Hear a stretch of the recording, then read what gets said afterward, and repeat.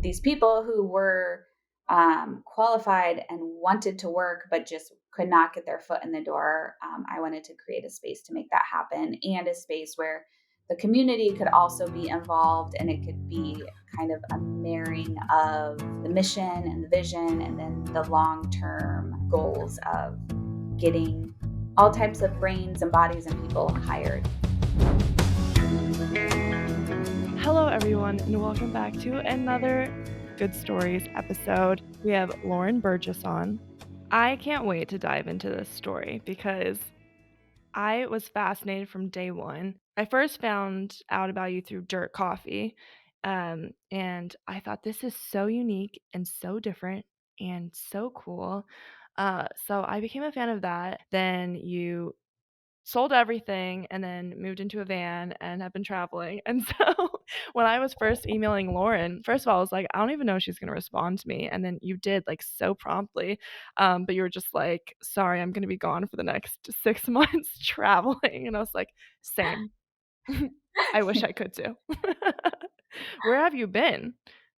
Oh goodness. I just got back from spending about 4 months in Europe and traveling around and a little bit in Spain. But before that, I was traveling mostly on the west coast of the US and all throughout like California and up north through Oregon.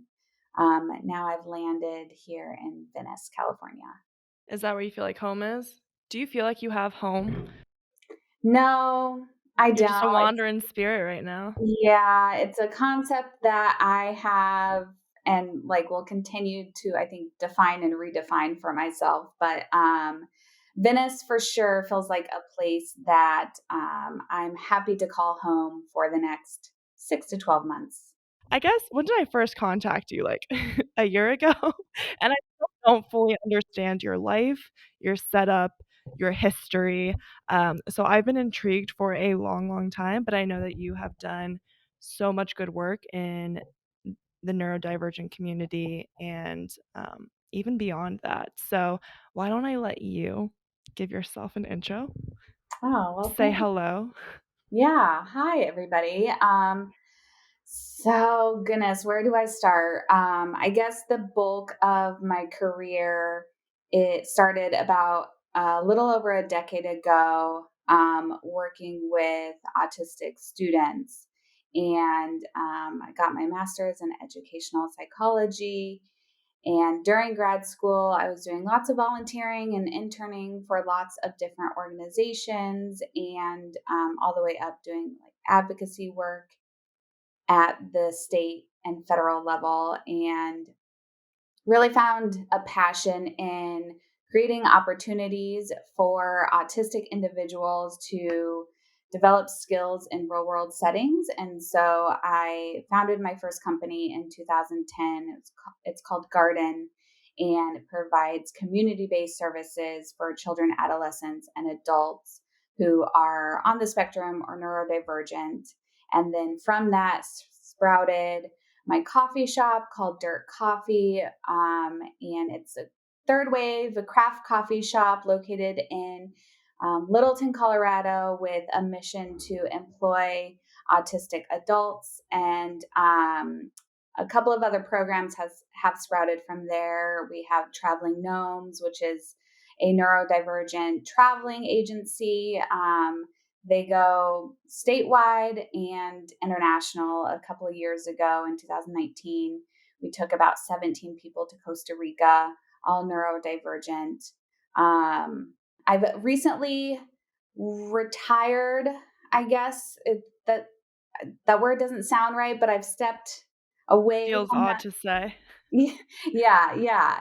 I've stepped away from that work a little bit. All of those companies are still alive and thriving, just under new leadership. I was lucky enough to sell a couple and then retire from a couple and bring in people who are just as, if not more, passionate about continuing the mission and the vision. And I'm doing the solo travel van life journey nowadays. Your professional life seems to be, like, so intrinsically rooted into your personal journey as well, and I think that that helps you relate so well to your clients and to all the different communities that you're involved in, which I find so interesting.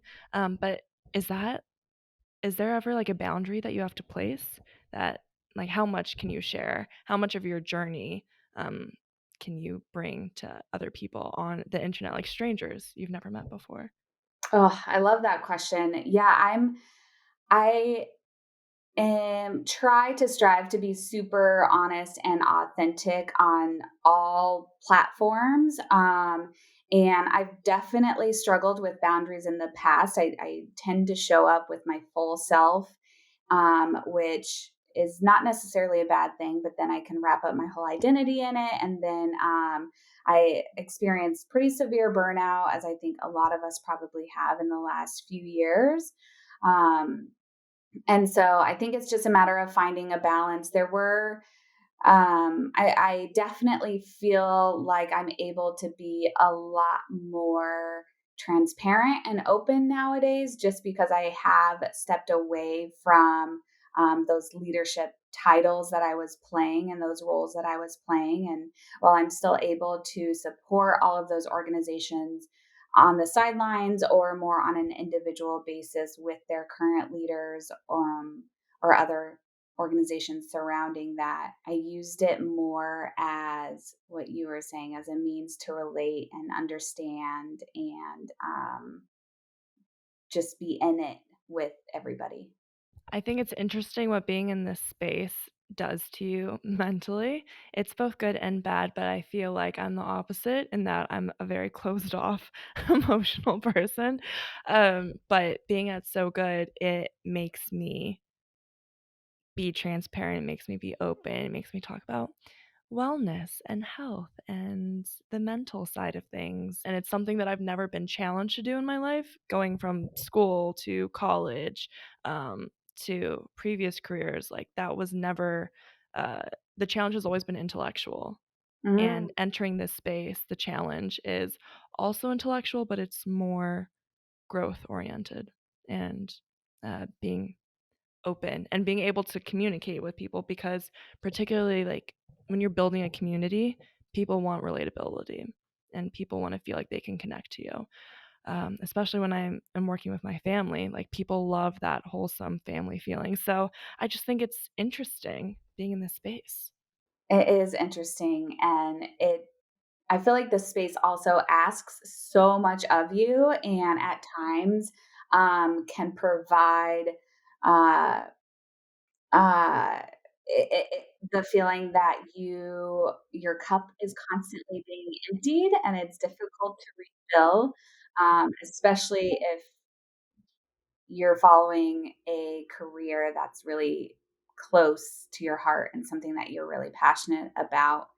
And something that I've always been so passionate about is creating spaces where specifically neurodivergent and autistic people can show up as their full self and their whole self. And part of the philosophy and idea behind Dirt Coffee was that you would be able, the general public, so to speak, and I'm using air quotes, would be able to interact with a barista or a cashier who moves differently or talks differently or works a little bit faster or a little bit slower, and to kind of redefine what it means to have good customer experience, using air quotes again, because I didn't want a space to create a space where you had to follow and like live in this box, because that's not reality. And what better way to do that over a cup of coffee, you know? I want to just dive into dirt right now because I feel like we still haven't gotten into what did you originally do? So, first thing, well, dirt wasn't even the first endeavor that you did. Do you remember growing up as a kid what you wanted to do? Did you have that little entrepreneurial streak growing up? No, no. I think as a kid, I really wanted to be a waitress. And then I I don't think think I've ever heard that before. I just remember like always walking around with like a tray and asking my parents what they wanted. I just thought that was like the coolest job ever. I guess maybe if I'm being really philosophical here, it could tie into my desire to just like serve people. Mhm. But I think I had some interest in being a teacher. And then originally in undergrad, I was pursuing a degree in psychology and was thinking, oh, I'll just be a psychologist and sit on a couch all day and take rich people's money and listen to their rich people problems.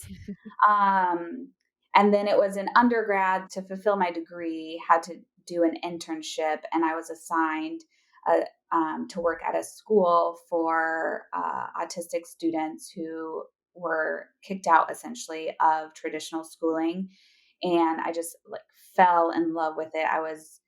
I have never been at that time more challenged and just more inquisitive and curious about the work and about, you know, autistic people and their brains and neurodivergent people. And that's when I was still like uncovering what was going on in my brain and my body. And that's where everything kind of turned for me. So, getting into garden, my first endeavor, at the time, there were no, most of the services provided at the time were either in the school system or at home. And there was very little happening in real world settings out in the community. So that's why I started Garden. All of the programs, from the after school program to the day program to summer camp, all of our programs were provided out in the community. We did have a center, but we used that mostly for break times or meetings or things like that. And so we would take trips on the light rail and go to the library and practice getting a library card and checking out books and things like that. And it was through that our clients started growing with us, and we started having clients graduate from high school and graduate from college, and then asking us, what do we do for next steps? And it was one of my clients at the time, who's a manager now, one of Dirt's very first employees, and is still there, working his way up the ladder. You've probably seen him. He's in a lot of the interviews that we've done with Dirt, but Robbie was originally a client at Garden, who had graduated and said, what's next? And I said, oh, shoot. Okay, let's figure it out. And so he was applying to jobs, getting interviews, but they were leading to nowhere. And it wasn't because he wasn't skilled or qualified. It was just because of that barrier in communication or social skills or whatever it may be. That's when the idea of Dirt came around, that if nobody was going to hire these these people who were qualified and wanted to work, but just could not get their foot in the door, I wanted to create a space to make that happen, and a space where the community could also be involved, and it could be kind of a marrying of the mission and the vision and then the long term goals of getting all types of brains and bodies and people hired. So with Dirt, you hire specifically people from the autistic or neurodivergent community? Was it every component of the job at Dirt, or just baristas, or just, I don't know, what other jobs are entailed? Yeah. My long term goal was to actually be able to have all neurodivergent people take it over and own it and open up new shops and all of that. And that they're working towards that goal still, I think. But like our truck manager, we started off with our coffee truck to begin with before we opened up the shop. And we have a coffee truck manager who's neurodivergent. He started again as a client at Garden and then worked his way up and from cashier to barista and now manager. Same with Robbie. And so, yeah, the goal is to have every single position be able to support a neurodivergent employee. So I feel like the word neurodivergent didn't really come about until COVID, post COVID. How would you define neurodivergence for people who aren't aware of that community? Good question. So, neurodivergence just means your brain operates differently than what is considered the norm. So that encompasses a whole lot. It could be autism, it could be ADHD, it could be learning disability. So it's just a matter of your brain functioning differently than what the DSM or psychiatrists call normal. How would you go about recruiting those people in your community? So a lot of it was word of mouth, just because nothing like that existed at the time. So many people identify as being neurodivergent, especially nowadays that there's more education around it and people are more forthcoming with it. Um, but back then, a decade ago, it was, like you said, not really heard of. A lot of people with disabilities or people who identified as being neurodivergent were either being kept at home or in classrooms and did not have opportunities. So just because dirt existed, it word of mouth gravitated or like kind of spread like wildfire. We also partnered with institutions like the Division of Vocational Rehabilitation, which is both a federal and a state funded institution that uses taxpayer dollars to partner with job coaches or organizations like DIRT to provide job skills and job opportunities to people who don't have those opportunities. And what I love about DIRT is that there was no separation or barriers between the neurodivergent communities and the neurotypical communities. Like everyone worked together. There was cohesiveness. It wasn't this is the one group, this is another group. Yes, absolutely. There's neurodivergence, and then there's neurodivergence, neurotypical. Neuro questionable? Oh, I like Somewhere in that. between. The term is slipping my mind, but I was really passionate about making it in totally inclusive and not exclusive to anybody. There were some programs that have existed or still exist that are only for like autistic people or Yeah. people with Down syndrome. It's good that those exist, but that's not the purpose that Dirt was trying to serve.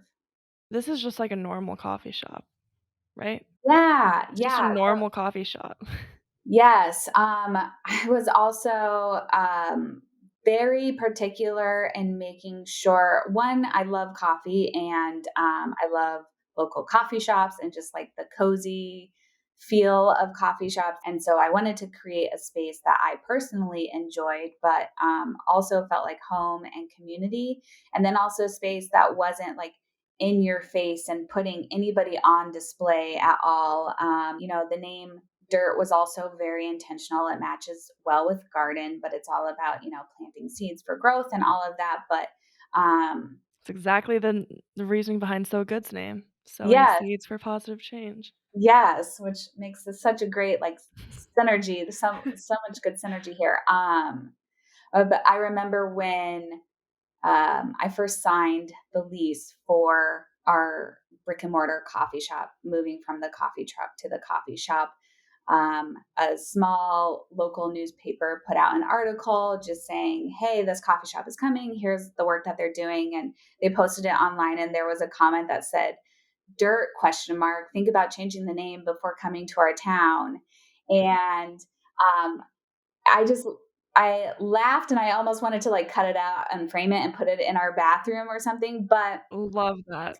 it's just like the name, the the intention behind the name is so that people would kind of tilt their head and question it, and it would lend itself to a conversation about Mhm. why we're called dirt without it being really in your face, because um it's I mean there's so much more that happens behind the scenes than what you can say is a coffee shop for X people. You spoke briefly on this with Robbie, but what are some of the difficulties that people with ADHD or autism or any of there's so many different people within this community. What are some of the struggles that they face when it comes to employment? I don't know if this number has changed. I It probably has gotten a little bit better, but back when I Dirt was first opening, 90% of people with autism were either unemployed or underemployed. So like the biggest challenge is just that nobody's giving them a chance. But actually on the job, the things that are super difficult, especially in a customer service based situation or career, is that there's no like black and white order of operations because you're working with humans, and somebody may come in and order a hot medium black coffee, and then somebody else may come in and ask for um, a piping hot grande dark roast, which both of those could be identical orders, but how they are perceived is different and require like kind of makes your brain, if you have like I have ADHD, that like makes my brain process a little bit slower. So speed is really difficult. Working with humans is difficult. Working in a coffee shop alone is really difficult, especially a craft coffee shop, because you're always having to calibrate the machine and think about things like the temperature outside causing changes in the barometric pressure and all of that. So it's like a lot for the brain to juggle when you're already a person who's sensitive to your environment, and you already have the noise that's distracting and the lights that are distracting, and then somebody's asking you a question, and then you have all of these things that you're juggling. I think that is very challenging. I love the mission of Dirt because coffee is such a unifier. It's such a key component of so many people's day, and it really lends itself to building a community. Like, you go in, you grab your coffee, you interact with the baristas, and the majority of people drink coffee. I will admit, I do not drink coffee, but I'll have, like, an iced chai latte. I'll Okay, have a I'll have a peppermint hot mocha. I won't hold And it that's the thing about coffee is that, it's so inclusive of even the non-coffee drinkers. And I love at Dirt that the very basis of having a coffee shop is already forming a community, and people like to take a break during work to have a chat over coffee. People do first dates over coffee. People have low-key interviews over coffee. There's so many different, um, reasons of interaction, and the basis is coffee. And so I feel like having that second layer of neurotypical people and neurodiverse people, having them together in this place, um, is already a beautiful story, and I think it's a reason why it's still thriving after all those years. And also, like, executive functioning is a basis of so many neurodivergent issues. Having a routine is so important, and your eyes are already like, yes.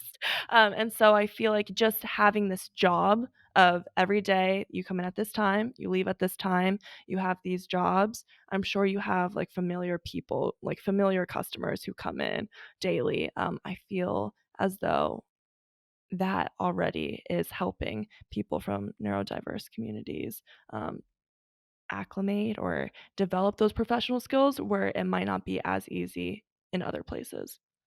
absolutely. And the I think the coolest thing about it is it almost feels like, as much as our employees get out of this opportunity, so do our customers, because our employees are learning what it means to have a job and those responsibilities, and for the majority of our employees earning their first paycheck and getting to and from work independently and all of that. Whereas same with our customers, it's their first time knowingly, maybe sometimes unknowingly, engaging with someone who is autistic and who is also managing the entire shop and kind of changing their perspective too. I very much feel that it's like this mutually beneficial thing that is created over coffee and the community that exists around coffee, because just like you said, it is a part of everybody's daily life and routine almost, which was strategic, I think, at the time. Again, don't quote me on any of my statistics nowadays, but at the time it was the second coffee was the second most traded commodity in the entire world. So it was just like smart business, but also it would get the right kind of people in the door, and the right kind of people is just everybody. Is the trajectory of your life in the past few years what you expected to be when you started Dirt? And what were some of those changes that led you to kind of pivot in life? I don't know if you describe it as a pivot or just the next season of your life that you moved on to, but we're at the beginning and stages of So Good, and I can't imagine leaving it right now. And I feel like you had the same thing. You were with Dirt for years, and it really helps having a team that you trust to really be passionate and continue on that spirit. But one, how do you let go of something that you love so dearly and recognize when it's time for the next season of your life? And what is that next season of your life for you? Yeah, this question is so much easier to answer now that I'm on, like, the other The side other side, yeah. for sure, 'cause everything now is so clear and in hindsight. I never saw myself leaving, any of my organizations ever. I thought I was gonna die at Dirt.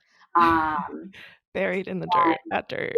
yeah, exactly, buried at Dirt. Um I got really ill, and it was stress induced and related, and it wasn't until, a year of illness and doctors not being able to understand what was going on that, I finally found a doctor who was like, "This is stress related, and you gotta take something off your plate," and that's when I started looking at all the pieces to the puzzle and starting to kind of come up with a plan to step back and look at my team and see who could potentially step up and step forward. And then I started doing that with Dirt, and I hired an executive director to take over my place. And I was working at retiring from being the chair of the board. And then the pandemic hit, and, Mm. like, all of those plans just got thrown out the window, and I dove back into everything head first, and I'm really grateful and thankful that I was still there and had that proximity so that I was able to, and all of the organizations were able to, like, pivot and survive the pandemic, which I'm really, really proud of my team for being able to do that, and our clients and our employees for sticking around through that. But it was during that. And then once we started to be able to, like, find our way again, realize that I just needed to, like, completely take a break. And so thinking that somebody would actually want to buy those and take those over and still be able to continue them and maintain quality and all of that is something that I was really passionate about. And it just all came together in a really weird way, but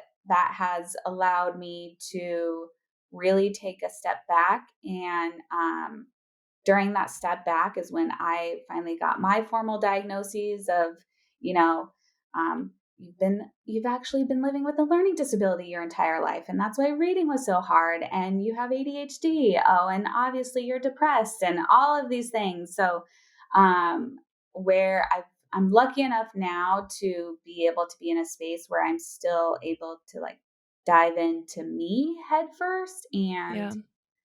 figure out what this next step looks like. I had a goal for myself to make it an entire year without opening up another business or saying yes to another project. And I hit that year mark in August. And so now I'm, like, starting to, You're like, "Let's go." yeah, yeah, I'm just, I'm pulling out the list, I'm the pulling ideas up the list. notes. Yeah, I feel like I'm the type of person who I will always be. I love working and I love investing my heart and soul into creating something. What that is next, I have no idea, but I'm sure it'll involve all facets of myself, just like they have either knowingly or unknowingly before. Is it gonna continue involving the conversations around neurodivergence? Well, definitely, just because that's part of my identity. So I think it would be a disservice to myself if I didn't continue to show up in that way somehow. Right now, what I'm doing to kind of serve myself and other people who are neurodivergent is I'm coaching entrepreneurs and creatives who identify as being neurodivergent to help create their own business or turn their passion into a business or grow or organize their business. So I'm doing that now. And I'm really enjoying that. I don't know if it'll be a bigger scale or grow into something more, but being able to do that on a more individual level and helping other people create their thing has been very fulfilling. I want to pick your brain on what businesses can do, simple steps, introductory steps to embrace neurodivergence more, um, and incorporate better practices. One thing I loved about Dirt is it's not a charity. It wasn't like people needed to come and donate. You like coffee and you came and bought coffee and it ran like a business, and as you said, people wanted to buy that business and did buy that. So embracing those communities and those differences doesn't need to be charity. In fact, it can help better your business and help it thrive, and create more efficient working teams. So, what are your thoughts? Exactly what you just said. If you have a business in 2022 or 2023 that is not thinking holistically, you're not doing your own business justice, let alone society. Flexibility, I think, is probably the facet that for Dirt specifically, best supported all of our employees. So, any of our hard and fast rules allowed for flexibility. Things like allowing for breaks or offering lots of different ways to learn or to train, whether that be hands on, either on the shift or off the shift, or offering like a visual schedule or a visual handbook. The very basics is making sure that your job postings are really inclusive too, and showing that you allow for accommodations. It helps us see that there's an employer who understands that not every human is going to be their best self by all doing the same exact thing. I really love those details, and it makes me think of what we do in our own workplace here at So Good. Um, I I challenge myself to be transparent here, but I struggle with OCD and anxiety, and you made me think of this earlier when you said you took a step back from Dirt and went on your own journey of what are the issues that I face? And that's something that my parents have always pushed me to do, but I was always focused on work and school. And in high school, I needed to get into a good college. When I got into college, I needed to get good grades, and then I needed to get a good job. And I never took the time to kind of sit back and breathe. And coming here with the OCD component, the benefit is that I will hyper focus on something and not finish it until it's perfect. The downside to that is I will hyper focus on something until it's perfect, and I will spend 12 hours in one day focusing on a PowerPoint or something else that should only have taken 2 hours. Everybody has a certain struggle, and I think embracing that in the workplace can look like really getting to know your employees. My parents know that I have OCD. Sometimes they need to sit me down, and I'm very resistant sometimes. Sometimes it gets really heated, and I say, this isn't done yet. We can't share this with people. We can't make this go public. We can't post this on social media. We can't post this press release. It's not done yet. And they know to be patient with me and to reason with me. And we try to do that with each of our employees. What is it that you struggle with, and how can we help you be your best self? Because if you're your best self, you're going to come to work your best self. You're going to make the team better. You're going to make the business better, and we're going to make our customers happy. So, Yes, those are so all things true. that we've learned here. It's so true. I feel like if you make space for that and make it visible in your workspace too, like when you were talking, I was thinking, oh yeah, we had people who were just not just, but who were sensory sensitive. So they would work with headphones on, and that wasn't something that was like weird or odd. That was just a reasonable accommodation and such an easy accommodation too. And I feel like when you create space for that, and especially if it's visible, it just puts everybody else at ease to not only express what their needs are, but to potentially work with and to partner with their coworkers and their employers or managers to get those needs met. It's not something nowadays where I feel like, okay, you're really stressed, so you need to go like ask for a break and have a mini freak out for 5 minutes and then come back and like totally put that mask back on. It's obviously much easier said than done, but I think exactly what you just said, like having those one-on-one meetings is so important because you'll get to know about each other and build that trust. And that's what is needed at the very base level. You mentioned sensory sensitivity, and light will really affect me if I'm stressed and really trying to focus on something.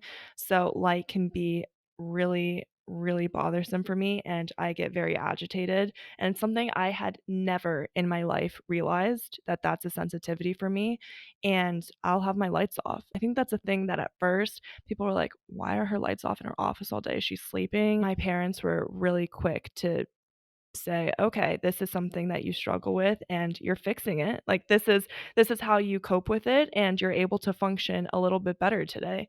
And they're so supportive of that and my team is too. And that's something that's so so small, but it genuinely helps me every day perform better. I feel so grateful that platforms like this exist and companies like yours and mine exist, and that just these ideas are getting more pushed out and normalized in our very abnormal world. So I have two more questions for you before we wrap up. The first being, how do you recharge? I've lived my whole life thinking that I was extroverted. In the past 2 years, I realized that was just a mask that I've been wearing. And I'm very much an introvert. So, huddling up in my bed and like splurging on a documentary, nature needs to be part of every single day for me, even if that means just like walking outside and standing outside and doing nothing for 5 minutes. But I notice a drastic difference on days where I'm like, okay, I'm too lazy to go outside today. I'm going to just hunker down and get work done than on the days where I do make going outside a priority. So, as silly as it sounds, my outdoor mental health walks and cuddling in bed. I love that, and there's so much research coming out supporting that. 5 to 10 minutes at least a day of sunlight drastically helps with your mood regulation and with your sleep. So, with setting your circadian rhythms, false light doesn't do that, and getting sunlight through your windshield doesn't do that. So, you can't be like, I drove for 30 minutes in the car today. That counts as my sunlight. Starting your morning as early as you can with true sunlight exposure, and then at night.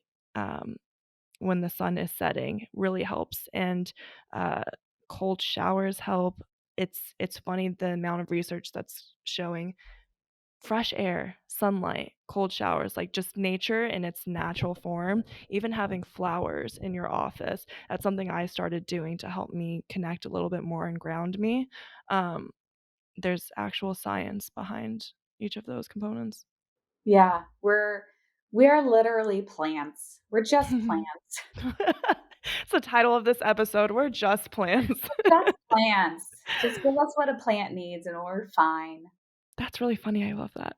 I end every interview by asking our wonderful guest for a little tip. So, what words of wisdom would you like to impart on our listeners? Okay. So this is not really like groundbreaking or insightful, but I swear that this one thing will change your entire life. And it is being really strict with your emails. And then more specifically, not choosing just 2 times during the day to check and to respond to your emails. I like to do it at like 10 a.m. and then 3 p.m. And if it requires more than 2 emails, then it's a phone call. And like, it's not inspirational and it's not like fluffy at all, but it's something that literally Practical. it's so practical. And if you really hold yourself to it, your entire inbox will change, which for so many of us feels like our entire life. So, if you need to get in touch with Lauren, email her, "What are your hours?" at 9:59 a.m. Yeah, exactly. Slide in the inbox very strategically. All right, Lauren, thank you so, so, so much. Can't wait to see what you do next. I'll be following. It's past your 1 year mark, so it's It's gotta be good. It's coming. I can feel it. Oh, thank you so much. It was so fun. And I'm just grateful to have more of these conversations. Woohoo! Cheers. Cheers.